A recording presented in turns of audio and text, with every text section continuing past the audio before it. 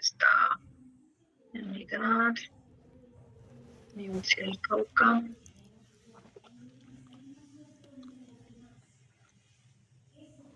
Bienes.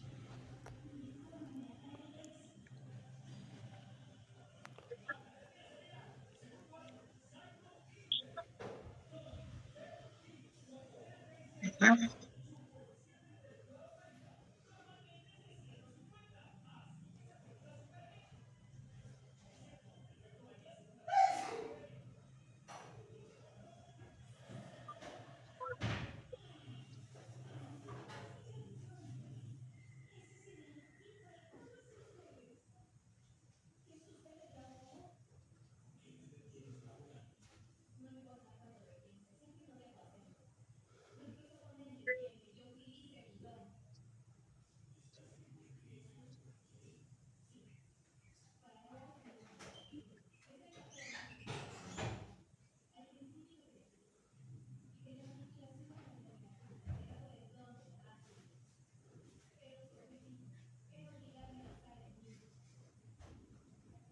Bien, es que les quería mostrar, hay una sentencia, sino que es una sentencia viejita, del año 2017. Aquí les voy a proyectar mi pantalla, voy a apagar mi cámara para que no tengamos tanta interferencia. Miren ustedes, bueno, primero que todo, que esta es una ley del 1931, que es una ley que ha tenido unas modificaciones del año 1999, y aquí hubo en su momento una demanda, perdón, de inconstitucionalidad, y fue una demanda de inconstitucionalidad que presentó, ¿dónde está aquí, que presentó Luis Martín Blanco Tirado y Rubén Darío Porras, dos ciudadanos que demandan el artículo cuarto parcial de la ley 70. Vamos a mirar el artículo cuarto. Miren ustedes que el artículo dice: el patrimonio de familia puede constituirse a favor de una familia compuesta por un hombre y una mujer mediante matrimonio, o, que fue la reforma que introdujo la ley 495, por compañero o compañera permanente y los hijos de estos y aquellos menores de edad. ¿Sí? Entonces, antes, ¿cómo decía la ley? Decía, familia compuesta de marido y mujer y sus hijos menores. Entonces, aquí ya incluyó, además del hombre y mujer, el compañero o compañera, ¿sí? Y en el segundo decía, una familia compuesta únicamente de marido y mujer. Ahora lo dice por hombre o mujer, mediante matrimonio o por compañero permanente, ¿sí? Y de un menor o más que esté en tal. Entonces, vienen, bueno, esta es una sentencia del 2009, la que yo les traigo es un poco más reciente, digámoslo así, para resaltar simplemente esto. Esta demanda de inconstitucionalidad que presentan ellos, pues es precisamente acusando estos literales, ¿sí? Acusando estos literales, porque si bien es cierto que la ley en el año 1999 añade, ¿sí? No solo que la familia sea compuesta por hombre y mujer, sino también por compañero o compañera, caso de las uniones maritales, de hecho, pues lo cierto del caso es que nosotros hoy por hoy tenemos las diferentes formas o tipos de familia que han sido reconocidos constitucionalmente. ¿Sí? Entonces, por esta razón, aquí, pues bueno, esto es una sentencia donde hay varias intervenciones, está el Ministerio de Vivienda, interviene el Ministerio de Justicia y del Derecho, y interviene el ICBF, aquí también creo que académicos, Defensoría del Pueblo, vamos a ver, Superintendencia de Notariado, el Instituto Colombiano de Derecho Procesal, la Universidad del Rosario, la Universidad Externa de Colombia, la EAFIT, la Universidad de La Sabana, la Universidad de Antioquia, la Universidad Industrial de Santander, el ciudadano Nicolai Romanovsky Camacho, y entonces, ahí pues las intervenciones de los ciudadanos, el concepto del procurador que se tiene que dar en este tipo de acciones constitucionales, y finalmente, solamente para resumirles, yo les puedo cargar esta sentencia para quien esté interesado en investigar un poquito más sobre el tema. Entonces la Corte al final deja claro lo siguiente, me voy a ir acá a la parte. No, la parte resolutiva es que se declaran exequibles los artículos, pero con una aclaración del lenguaje jurídico que utiliza la sentencia, y es lo siguiente. Solución. Está. Aquí lo dice. La Corte advierte que en esta decisión se hace referencia a que no solo las parejas constituidas en matrimonio o unión marital, sino también otras modalidades de familia son también titulares de la posibilidad de utilizar el leasing en tanto herramienta que permite acceso a la vivienda. Por ende, resulta plausible que la decisión en comento determinara que incluso en el caso de la familia unipersonal. Bueno, entonces, aquí. Conclusión. Las normas acusadas incurren en una discriminación injustificada al omitir extender el acceso a la constitución del patrimonio de familia a las familias extensas, familias de crianza y familias unipersonales, a pesar de que estos grupos humanos son sujetos de protección integral en los términos del artículo 42 de la Constitución Política. De esta manera, aunque de acuerdo con la misma norma, la regulación de dicha salvaguarda corresponde al amplio margen de configuración legislativa, el mismo no puede establecer limitaciones o distinciones que no se sustenten en un criterio constitucionalmente admisibles. En el caso analizado, dicho criterio es inexistente, lo que impone la adopción de un fallo de exequibilidad condicionada que extienda dicha protección a favor de familias extensas, de crianza y unipersonales. Entonces, esto pues finalmente para desarrollar este tema del patrimonio de familia inembargable. Bien, entonces hasta aquí el tema de las limitaciones al derecho de dominio del Código Civil y estas que están en la ley.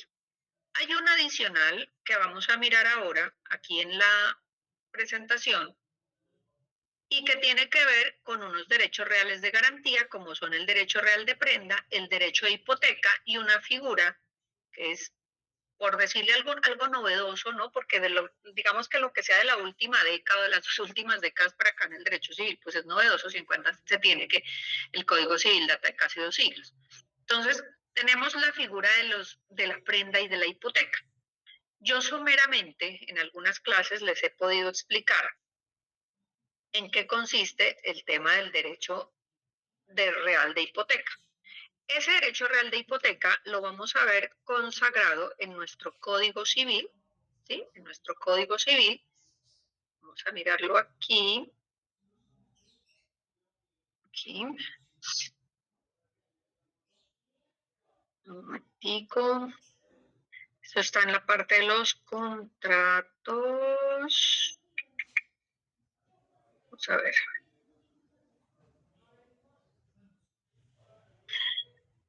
Que lo tengo aquí, el 2409, el 2432. Me voy al 2409 primero que todo. Aquí. Entonces, en el Código Civil, acuérdense que el Código Civil regula los bienes, las personas, los bienes, las obligaciones, los contratos, las sucesiones. Tenemos en el artículo 2409 y siguientes lo que tiene que ver con el contrato de prenda. Entonces, estamos ubicados acá. ¿Listo? El contrato de prenda, señores, es un derecho real. Por el contrato de empeño o prenda, dice, se entrega una cosa mueble a un acreedor para la seguridad de su crédito. La cosa entregada se llama prenda y el acreedor que la tiene se llama acreedor prendario. Estamos hablando de la definición que nos trae el artículo 2409. ¿Listo? ¿Qué significa entonces la prenda? La prenda, ustedes habrán escuchado, por ejemplo, de la palabra el empeño, cuando la gente dice voy a empeñar, si voy a poner en prenda, terminado bien, entiéndase que ese bien que es objeto de prenda necesariamente es un bien inmueble. Porque si lo que yo voy a dejar en prenda es un bien inmueble, ya tiene la connotación de hipoteca. Por eso el artículo 2432 dice que la hipoteca es un derecho de prenda constituido sobre inmuebles. ¿Listo? Sobre inmuebles. Ahora, ¿por qué estamos hablando de que es un derecho real de garantía? Estamos hablando de que es un derecho real de garantía precisamente porque cuando yo le entrego en prenda, por ejemplo, ¿sí? Cuando yo le entrego en prenda a Valentina un bien mueble, le estoy garantizando que con ese bien, si yo no le llego a pagar, ella se puede pagar la obligación que yo le dé. Entonces dice, es un derecho real accesorio de garantía de una obligación que recae únicamente sobre bienes muebles por el cual el acreedor pignoratario o acreedor prendario tiene un poder de hecho sobre la cosa pignorada, ya sea que la tenga en su poder a título de mera tenencia o no la tenga en su poder, sino que el deudor conserva su tenencia. La prenda general es el derecho del acreedor de toda obligación personal de perseguir su ejecución sobre todos los bienes raíces o muebles, sean presentes o futuros. Entonces, vamos a poner el ejemplo. Vamos a poner el ejemplo bajo el cual yo le entrego a Valentina en prenda de la obligación un computador. Yo le digo, Valentina, yo necesito 1.000.000 de pesos, yo ahorita no los tengo, yo no quiero vender mi computador portátil porque lo necesito, pero sí estoy dispuesta a dejarlo en prenda como garantía de mi obligación. Ella me dice, listo, yo te paso el 1.000.000, déjame en prenda el computador y al cabo de 2 meses, por ejemplo, ¿sí? Yo te devuelvo tu computador y tú me devuelves y tú me devuelves el dinero. Entonces, mire que el computador o la prenda que yo hice de mi computador, pues va a ser la garantía de mi obligación. ¿De cuál mi obligación? De la obligación que yo tengo, de la prestación de dar, que es darle el dinero a Valentina. ¿Listo? Esa sería la idea del derecho real de garantía. Ojo con esto, aquí se habla de la palabra pignoración. Esto es propio de los vehículos jóvenes, porque en el caso que yo les estoy poniendo de ejemplo, Valentina está con el portátil. Yo me voy con la plata y ella se queda con el portátil. Pero ¿qué pasa, por ejemplo, con el caso de los vehículos nuevos? Si yo quiero estrenar vehículo y yo no tengo la plata, pero tengo capacidad de crédito para que una entidad financiera me financie el dinero que me va a costar el vehículo, ¿sí? Pues obviamente si quiero estrenar el vehículo, yo no le voy a decir, venga, présteme la plata para comprarle al motor ese el vehículo y le dejo el vehículo mientras tanto le acabo de pagar la plata. Pues porque esa no sería la finalidad. Entonces en ese caso hablamos de una pignoración. Como el bien inmueble, en este caso el vehículo automotor, es un bien sujeto al registro. Entonces, ¿qué hace la financiera? La financiera me dice, listo, Silvia, ¿cuánto vale el vehículo que usted quiere? Y luego vale 90 millones. Entonces la financiera dice, ¿a quién se lo va a comprar? No, se lo voy a comprar a la Kia. Entonces la financiera le entrega los 90 millones a la Kia me entrega mi vehículo, es decir, me vende mi vehículo, yo ya se lo compré, yo con la Kia ya no tengo nada que ver, pero yo le sigo debiendo los 90 millones a la financiera. Sin embargo, yo voy a andar en el vehículo. Entonces, ¿cómo le garantizo a la financiera que le voy a pagar la plata? Ah, porque la financiera ignora mi vehículo, es decir, le pone un registro, le pone una anotación a la tarjeta de propiedad que dice, este carro está ignorado a la financiera XXX. Y entonces, ¿qué pasa si yo choco el vehículo y el vehículo es pérdida total? Ah, bueno, es que la financiera me va a exigir que yo contrate un seguro contra todo riesgo, cosa que si el carro se daña, se pierde por alguna razón, la aseguradora le va a responder, en este caso al beneficiario, que es la financiera. ¿Sí? Es decir, por donde usted lo vea, va a ser un derecho real de garantía. La diferencia entre la pignoración y la prenda es que yo en la pignoración tengo el bien en mis manos, pero es un bien con el cual voy a garantizar el seguro, el pago de mi obligación, perdón, ¿sí? Y en el caso de la prenda, yo me despojo del bien y la persona o mi acreedor lo tiene en garantía mientras yo le pago su obligación. ¿Qué pasa con la hipoteca? Vamos a leer el artículo 2432 que está en el Código Civil y el 2432, sí, adelante, Michelle. ¿Profe puede repetir la última aclaración que hizo? Una diferencia, pues. ¿De diferencia entre la hipoteca y la prenda? Sí. ¿O no? No, la diferencia que hice fue entre la pignoración y la prenda. Sí, una diferencia en la aclaración. Aquí lo que estoy diciendo es, lo que sucede cuando yo entrego en prenda el bien, mi acreedor prendario lo tiene en su poder, ¿sí? Pero si en el ejemplo que les pongo del vehículo, ¿sí? El vehículo, pues yo no voy a dejarlo en prenda el vehículo porque no, como voy a andar en él y yo estaba era que estrenaba el carro. Entonces ahí lo que sucede es que se ignora mi vehículo, es decir, se hace una anotación sobre la tarjeta de propiedad y esa ignoración hace que mi acreedor tenga cierta prelación, ¿sí? Sobre el bien que es objeto de ignoración. Entonces, ejemplo, La financiera me prestó la plata, yo compré el vehículo, yo ando en el vehículo y me atraso con una deuda que yo tengo con Michelle. Michelle me va a demandar y dice, yo sé que Silvia tiene un carro y además es nuevo. Michelle me podría demandar y me podría embargar el vehículo, pero resulta que el vehículo está ignorado.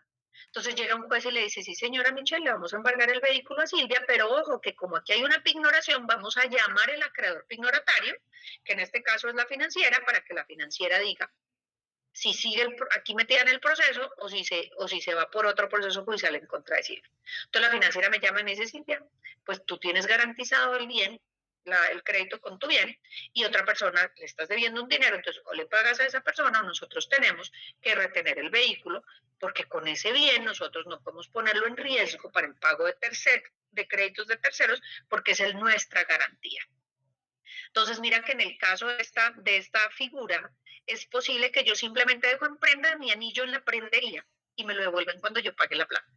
En el caso del vehículo, la pignoración se hace sobre el registro público, en este caso, la tarjeta de propiedad, y yo puedo tener en mis manos el bien que está siendo dado en pignoración. ¿Qué pasa con la hipoteca? En la hipoteca pasa algo parecido al tema del carro, y es que lo que yo voy a hipotecar sigue estando en mis manos. ¿Qué es lo que yo voy a hipotecar? En el caso de la hipoteca es un bien inmueble. Dice el artículo 2432, que la hipoteca es un derecho de prenda, miren ustedes, constituido sobre inmuebles que no dejan por eso de permanecer en poder del deudor. ¿Sí? Entonces, volvemos al ejercicio. El ejercicio es que yo voy a comprar una casa, esa casa me la va a prestar, voy a ver si tengo aquí una pizarrita para hacerla. A ver.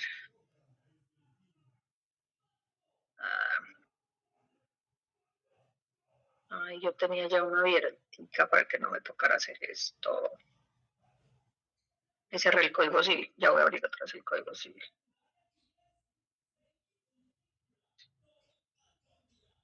$24.32, ¿no?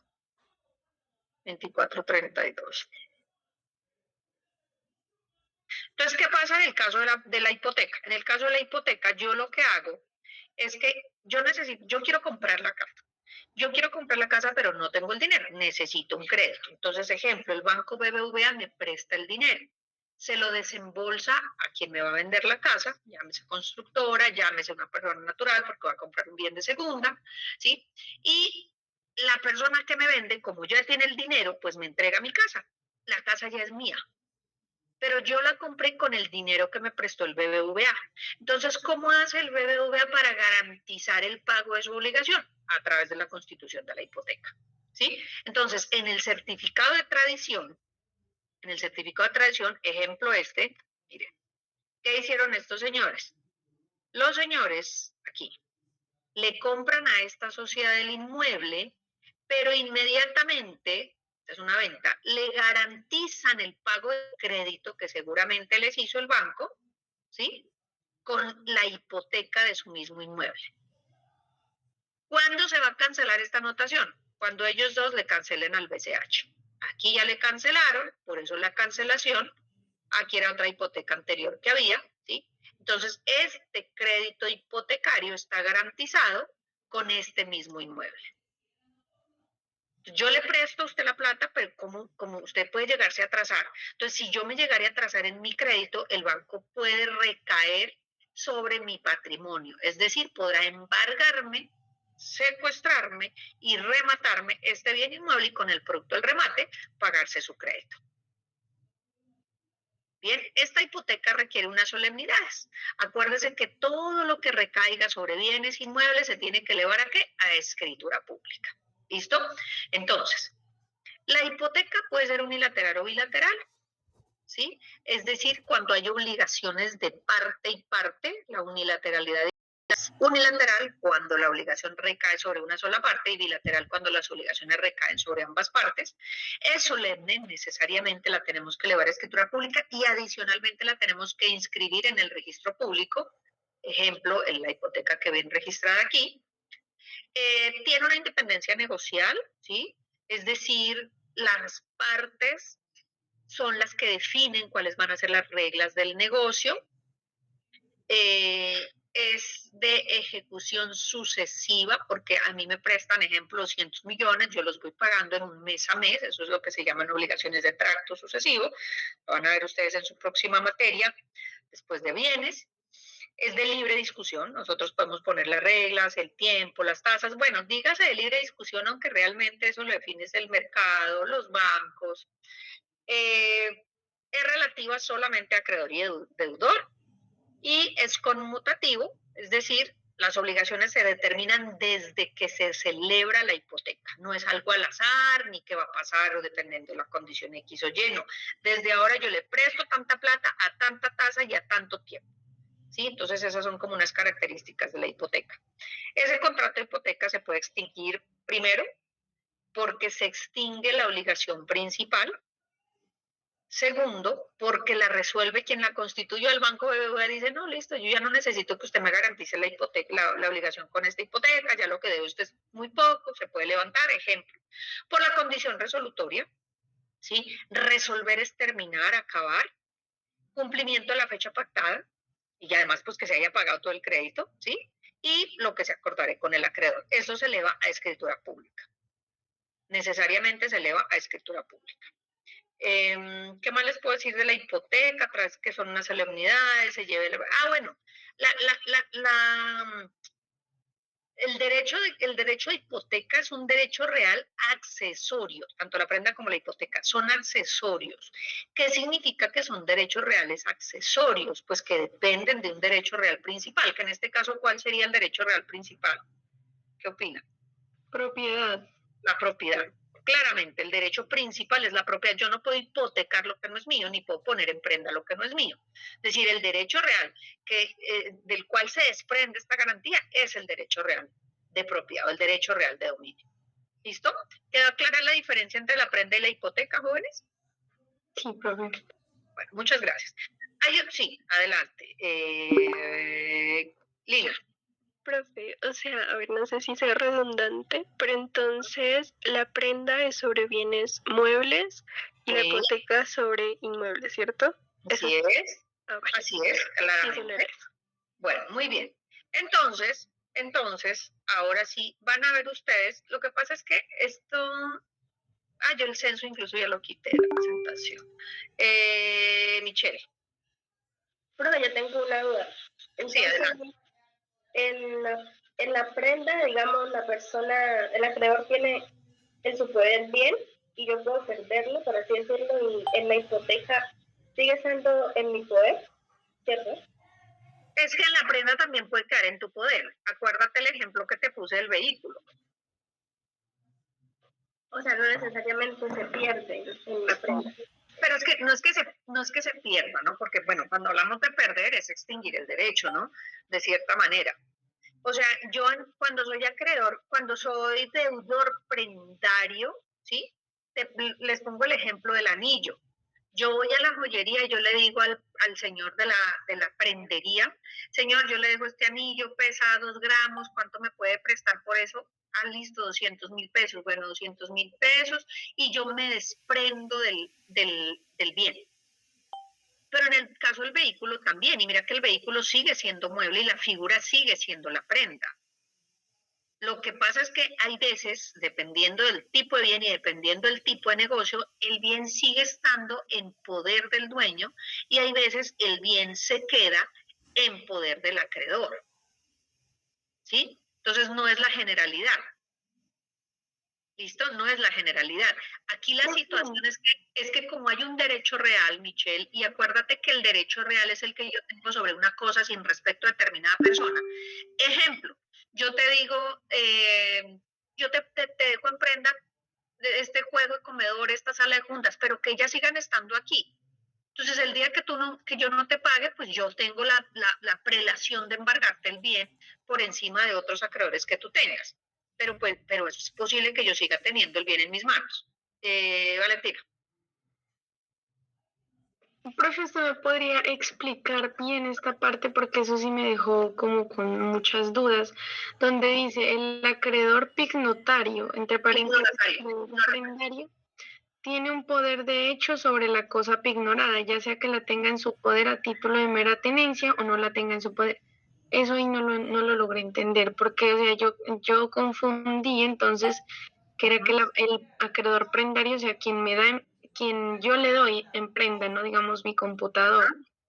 Ay, Sí, ¿cómo es eso? por eso, No, es la misma pregunta que me está haciendo Michelle.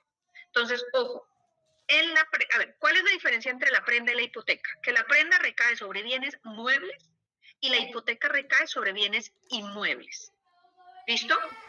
¿Qué sucede con la prenda del computador? Es posible que la prenda yo la tenga que entregar a mi acreedor. ¿Sí? En este caso, Valentina me va a prestar el dinero y yo le voy a dejar en prenda mi computador. ¿Ya?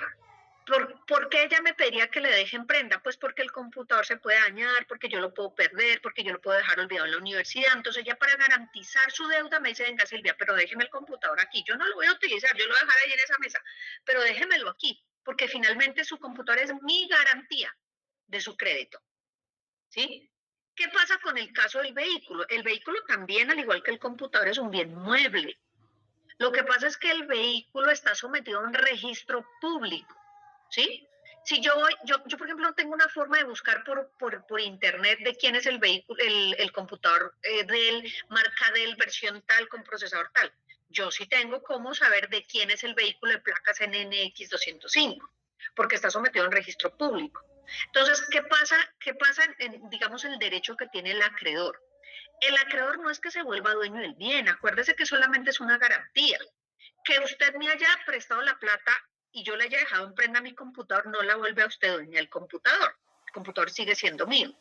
Que usted me haya prestado una plata y yo le haya ignorado mi vehículo, no la vuelve a usted dueña de mi vehículo. El vehículo sigue siendo mío. ¿Sí? La diferencia entre el computador y el vehículo es que yo el computador se lo dejé en sus manos, no tengo problema, pero en el caso del vehículo, como es un bien sujeto a registro, yo inscribo simplemente la prenda o la pignoración. Entonces en la tarjeta de propiedad va a aparecer que yo soy la dueña del bien, pero que tengo un acreedor prendario, es decir, que hay un acreedor a quien yo le debo una plata, ¿sí? Y que si yo llegaría a dejar de pagar mi obligación, ese acreedor puede pagarse su obligación con el producto del remate de ese bien. Lo mismo el computador. Si yo llego a pagarle la obligación, no es que ya se vuelva dueña del computador, es que ya va a tener que presentar un proceso, embargar el computador, secuestrar el computador y con el producto del remate pagarme la obligación. O sea, yo lo que voy es que tengan en cuenta que es un derecho real de garantía simplemente, pero no me quita la titularidad del dominio del bien. El bien sigue siendo mío. Usted, acreedor prendario, es un mero tenedor de mi bien. ¿Sí? Usted, acreedor pignoratario, es simplemente un acreedor que tiene una prioridad frente a mis otros acreedores, porque yo le debo a la financiera, pero adicionalmente le debo a mi hermano, le debo a mi amigo, le debo a la universidad, cualquiera de mis acreedores me pueden ir a demandar. Y como van a irse contra mi patrimonio, pues me van a querer embargar mi vehículo. Ah, pero, oh sorpresa, mi vehículo tiene una garantía prendaria y es la financiera que me prestó para comprar. Entonces, cuando me vayan a embargar, a secuestrar y a rematar el bien, ¿quién va a tener prelación de pago del recaudo de esa obligación? Pues la financiera. ¿Sí? Pero ojo que aquí no estamos hablando de una traslación del dominio. Aquí no hay transferencia del dominio, el bien sigue siendo el deudor, lo que pasa es que lo tiene empeñado, lo tiene en prenda, lo tiene hipotecado en el caso del inmueble. Y en el caso, sí, sí. Y cuando aquí dice sean presentes o sean futuros, ¿qué quiere decir eso? Es que se acuerda de a ver, cuando hablamos de la clasificación de los bienes, ¿sí? Hablamos de la clasificación de los bienes, nosotros hablábamos de bienes futuros. Por ejemplo, una cosecha es un bien futuro, ¿sí o no? Por ejemplo, los cánones de arrendamiento de mi inmueble, que del mes de julio, de agosto, de septiembre, que todavía no llegan esas mensualidades, son bienes futuros. Luego, si usted me va a dejar en prenda, ¿sí? Su bien inmueble, que es una finca, y esa finca tiene una cosecha, y esa cosecha pues va a producir unos frutos, pues esos frutos también son susceptibles de prenda. Entonces yo puedo ejecutar el día de mañana esos bienes que los tiene ahorita o esos bienes que usted los va a tener. Usted me dice, vea Silvia, yo tengo esas 6 casas de ganado, pero esas vacas además van a tener crías. Ah, bueno, ok. Entonces la prenda comprende tanto el bien presente como el bien futuro. ¿Más claro allí? Ok, sí, ya comprendí, profe, ya entendí mejor esa parte. Vale, muy bien. ¿A Michelle le quedó claro? Sí, profe. Vale. Bueno, muy bien, jóvenes. Entonces, hay otra figura también que de cierta manera eso se vuelve una garantía, ¿no? En el derecho civil está consagrado una herramienta que es la retención. Retención, entiéndase el verbo retener, ¿sí? Cuando yo retengo algo. Nosotros lo vimos en la fiducia civil y lo vimos en el usufructo. Y decíamos que yo tengo el derecho de retener el bien hasta que, ejemplo, el beneficiario, ¿sí? O ejemplo, el nudo propietario, me reconozca lo que yo invertí en las expensas necesarias del bien. ¿Sí? Voy a mirar este ejemplo del artículo 859. El artículo 859, vamos a mirar, creo que es como usufructo. Mire, dice derecho de retención por el usufructuario. El usufructuario podrá retener la cosa fructuaria hasta el pago de los reembolsos e indemnizaciones a que según los artículos precedentes es obligado el propietario. ¿Listo? Entonces, ¿a qué se refiere este derecho de retención? Este derecho de retención también es una forma de garantizar. De hecho, cuando ustedes empezaron a ver teoría general del proceso, estudiaron los modos de componer los conflictos y vieron, por ejemplo, la autotutela. ¿Cierto? Vieron la autocomposición, vieron la heterocomposición, vieron la autotutela. La autotutela es hacer justicia con sus propias manos y eso está prohibido en Colombia, salvo unas excepciones. En el derecho civil, la retención es una de las excepciones. Y este es un derecho de garantía. El derecho real accesorio en virtud del cual un acreedor puede mantener en su poder una cosa de propiedad de su acreedor para garantizar el cumplimiento de una obligación. Mire, aquí no fue que yo lo dejé en prenda, aquí no fue que yo lo dejé en hipoteca. Aquí el tema es que usted me dio el usufructo de su bien, ¿sí? Y yo le dije, venga, señora Michelle, lo que pasa es que la finca que estoy yo teniéndola en usufructo requiere unas mejoras importantes. Hay que pagar esto, lo otro, porque si no se va a desmejorar o se va a deteriorar. Y Michelle me dice, sí, tranquila Silvia, haga eso y luego cruzamos. Cruzamos es que cuando yo le vaya a devolver el bien, usted me tiene que devolver la plata. So pena de que, ¿qué? De que yo le retenga el bien. La retención se caracteriza porque es un acto unilateral ejercido por quien autorizado por la ley, ojo con esta expresión, autorizado por la ley, retiene un bien de su acreedor. La ley me autoriza a retener el bien que me fue dado en usufructo. Mire, el mismo artículo, en este caso, el 859. Lo mismo que en la fiducia civil, ¿sí? Es decir, cuando me dice autorizado por la ley, no es que, por ejemplo, yo a Michelle le devolví la finca que me dio en usufructo, pero ella me quedó viendo los 10 millones del techo que le hicimos cambiar y como yo la veo pasando por la carretera en el vehículo, la paro y le retengo el vehículo. No, no es la retención permitida. ¿Sí? Lo que me permite a mí retener en este caso puntual del 859 es el bien que me fue dado en usufructo. Por eso dice, es un derecho de garantía para el pago de una obligación. Debe haber una relación entre la cosa que se retiene y la obligación que se garantiza. ¿Sí? Este ejemplo también, yo no sé, esta es una, déjenme, yo miro de una vez. Nosotros tenemos una ley que rige el arrendamiento, ¿no? Que es la ley 806 del año 2003, que es la que rige el arrendamiento de vivienda urbana. Entonces, miren ustedes aquí, lo voy a buscar, el derecho de retención, que lo consagra el artículo 26. En todos los casos en los cuales el arrendador, pero mire para quién está dada la retención, deba indemnizar al arrendatario. Este no podrá ser privado del inmueble arrendado sin haber recibido el pago previo de la indemnización correspondiente o sin que se le hubiera asegurado debidamente el importe de ella por parte del arrendador. Voy a mirar si para el otro lado hay. No, mire que la retención está dada es para el arrendatario.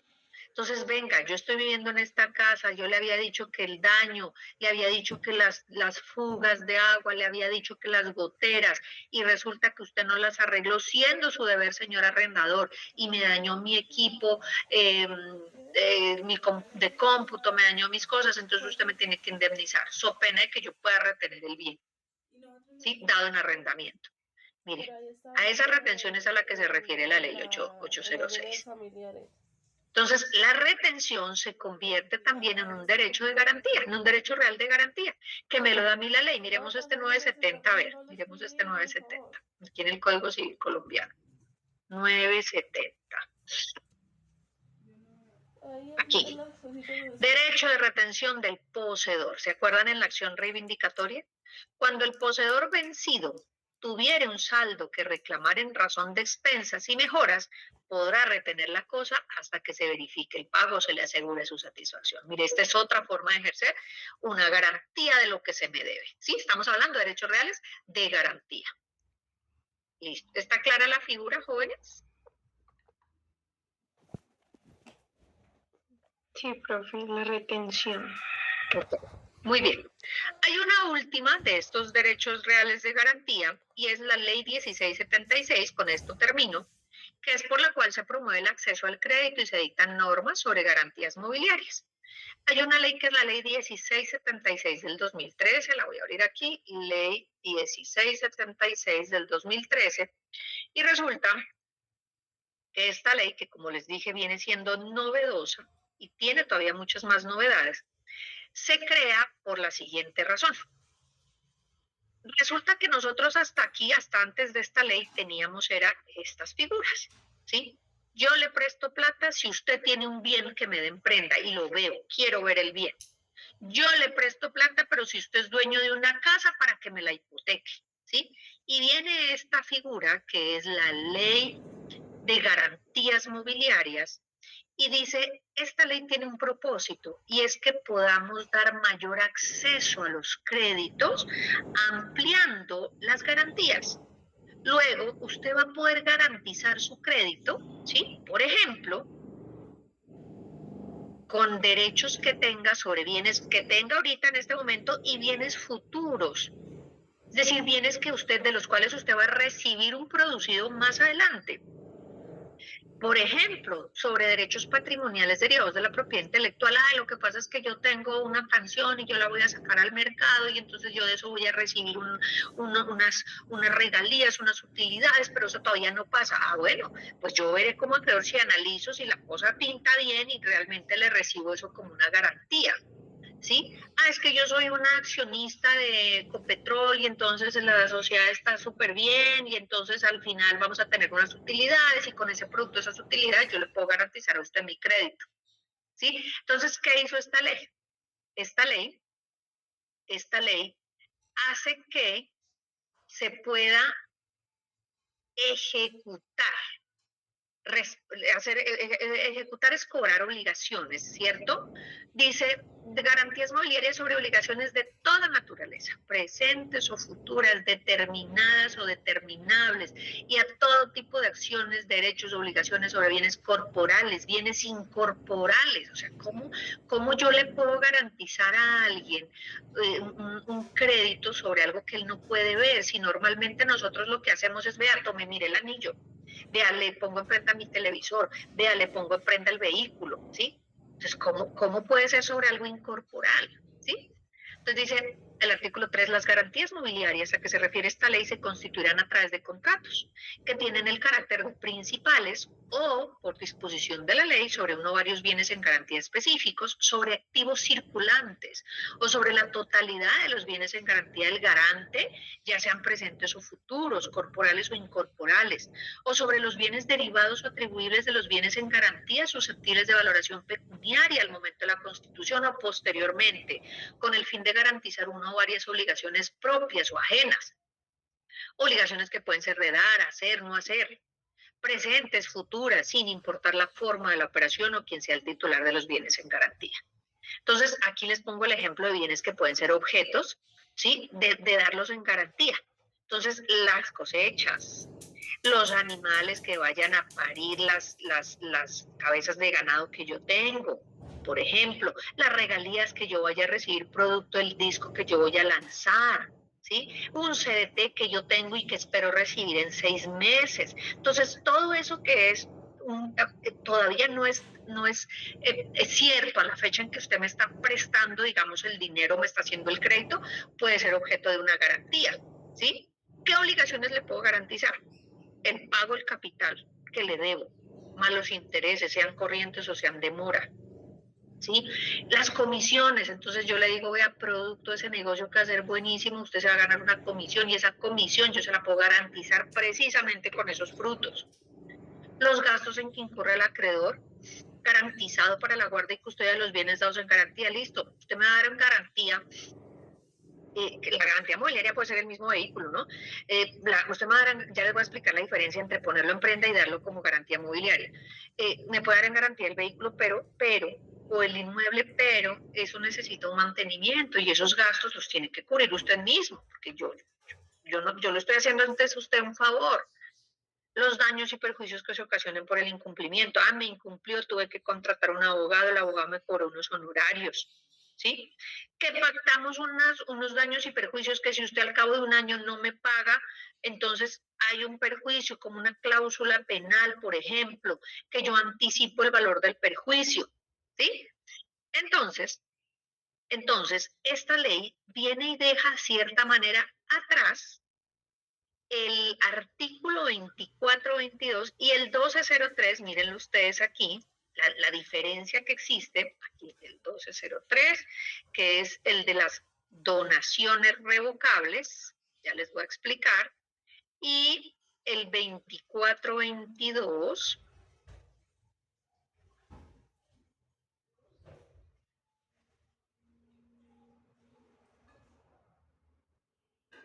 sobre la mora en el derecho de prenda. ¿Qué decía, por ejemplo, en el caso de las donaciones revocables? Yo podía dejar un testamento o yo podía dar mi voluntad de que yo voy a donar un bien, ¿sí? Y que ese bien, pues obviamente se lo van a entregar a la persona al momento de fallecimiento, ejemplo, pero resulta que cualquier día yo podía revocar ese querer o esa voluntad. Entonces, ¿qué pasa con esta nueva ley? Ojo, que si usted le está donando a alguien un bien futuro, pues puede estar poniendo en riesgo esa misma garantía a un acreedor. Entonces, ya tenemos que ser cuidadosos con lo que vamos a nosotros a entregar en garantía de mi obligación. Además, porque ya va a ser algo más práctico o más ágil que lo que hacíamos con la prenda y con la hipoteca. Piensen otra vez en el ejemplo que yo di del computador a Valentina. Que Valentina tenga el computador en sus manos no la hace dueña de mi computador. ¿Cómo se podría volver ella dueña? Mire todo lo dispendioso que implica. No le pagué al cabo de los 2 meses que le dije que le iba a pagar, entonces Valentina primero me tiene que demandar. Acto seguido, me tiene que embargar el computador. Acto seguido tiene que designarse un secuestre y el secuestre va y te queda en custodia el computador. Acto seguido hay que evaluar el computador y acto seguido hay que hacer una diligencia de remate en la que Valentina puede pedir que se le adjudique ese bien a ella, es decir, hace postura por cuenta de su crédito, o se puede someter a una diligencia de remate, subasta pública y al mejor postor se lo adjudican y con ese producto Valentina recupera mi crédito, el crédito que yo le estaba debiendo. Mire toda la vuelta que hay que dar. ¿Qué pasa con la garantía mobiliaria? Como la garantía mobiliaria es un contrato, ¿sí? Donde aparece un garante, ejemplo yo, y Valentina, que es la acreedora a la que yo le voy a garantizar, entonces nosotros en ese contrato, pues pactamos obviamente qué es lo que voy a garantizar, qué obligación le voy a garantizar, qué bien es el que yo voy a dejar garantizado, y eso se registra en un registro único de garantías mobiliarias, que además es un registro público, ¿sí? Que se puede ver a nivel nacional, porque imagínese yo garantizándole aquí a Valentina el vehículo y el vehículo yo lo tengo ignorado por allá en el Amazonas. Ese es un registro público, por eso hay publicidad, y eso hace que si yo quiero dar el mismo vehículo en garantía por allá en otro departamento, otra persona diga, no, un momentico, pero es que esto ya no me sirve de garantía, esto ya lo tienes garantizado. Y primero está la acreedora que le hiciste la garantía mobiliaria, que fue la primera. ¿Sí? Entonces, esto, ¿qué hay de? Bueno, esto se lleva un registro, ¿sí? Con un formulario, todo esto es de manera electrónica, ¿sí? el acreedor, en este caso ejemplo Valentina, cuenta con la autorización expresa que le doy yo como deudora para poder agregar en esa garantía bienes, ¿sí? Que la cosecha, que a medida que va, entonces ya va agregando las garantías, obviamente previa autorización de la titular de los bienes. Y si yo le quedo mal a Valentina, ¿sí? Sea la garantía que le haya dado mobiliaria, ella no va a tener que presentar la demanda, que la admisión, que el embargo, que el secuestro, sino que ella puede recurrir a una ejecución directa. Y la ejecución directa puede decir, mire, como usted me dejó a mí en garantía su vehículo y no me pagó, pues ahora yo me quedo con el vehículo. Y ahora sí, hacemos las formalidades simplemente para hacer la transferencia del bien y nos evitamos todo el proceso judicial, ¿sí? O hagamos una ejecución judicial. Yo le digo, señor juez, yo necesito que por favor me adjudique ese bien a mí. No vamos a ir al remate, una subasta pública, ¿sí? Entonces, y hay unas ejecuciones especiales que se hacen ante Cámara de Comercio y Notario, pues que tienen unos costos privados o particulares diferentes si yo lo hago por un juez, que recuerden ustedes que es gratuita. Entonces, nosotros, yo cómo sé si la ejecución, o sea, la garantía, yo la voy a hacer efectiva a través de ejecución directa, de ejecución judicial o de ejecución especial. Porque nosotros mismos lo pactamos, eso procede de nuestra voluntad, ¿sí? Entonces, voluntariamente yo le digo, sí, Valentina, quédese usted con el vehículo, realmente no tuve cómo pagarle, ¿sí? Entonces, es como todo eso es público, se tiene que registrar esos formularios, se manifiesta la intención de que yo le voy a entregar voluntariamente eso como pago de mi obligación y obviamente se va a extinguir la obligación. ¿Listo? Bueno, yo no ahondo mucho en esto porque este es un tema contractual realmente.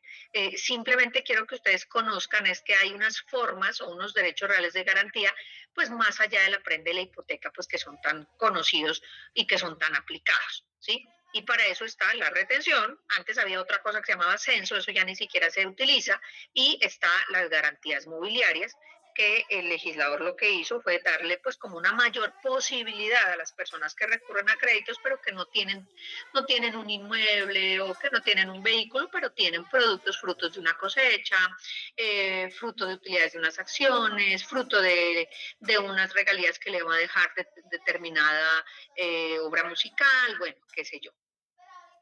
¿Listo? ¿Quedan claras hasta allí los derechos reales de garantía, jóvenes?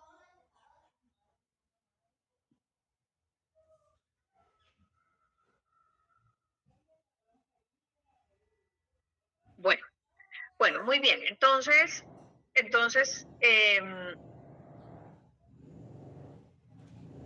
ya nos queda un último tema.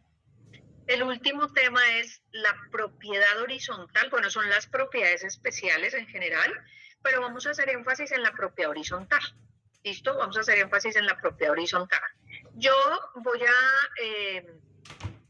bueno, por ahorita esta semana todavía sigue siendo virtual. Yo voy a revisar los talleres que ustedes hicieron. Esos talleres, como ustedes se dieron cuenta, o ese taller, pues las preguntas o las respuestas más bien no tienen que ser idénticas, ¿no? Por supuesto, si son idénticas habrá un plagio muy seguramente. No tienen que ser idénticas porque las respuestas son muy subjetivas, es decir, usted cómo lo comprende, usted cómo analiza. Para usted, ¿por qué no una expropiación más bien y no una servidumbre? Porque usted qué opina de que sea la misma dueña del predio que está enfrascado o enclavado, la que se puso a vender por pedacitos alrededor e impidió que ella misma tuviera acceso a su propio predio? Entonces eran unas opiniones muy subjetivas. Yo voy a analizar pues esa redacción, la naturalidad de las redacciones, la originalidad, ¿sí?, de las redacciones, y lo que voy a hacer es ir poniendo décimas de participación que van a sumarle a su nota de tercer corte. ¿Listo? Porque esta nota del tercer corte, que equivale al examen final, que es el acumulativo, pues va a ser una nota producto pues del estudio y la evaluación de todo lo que vamos a evaluar, que pues yo espero se pueda sostener a través de la prueba oral. Entonces, por ahora dejemos hasta allí. Nos vemos en la otra semana, si Dios mediante lo permite. Puede ser que nos veamos presencialmente o si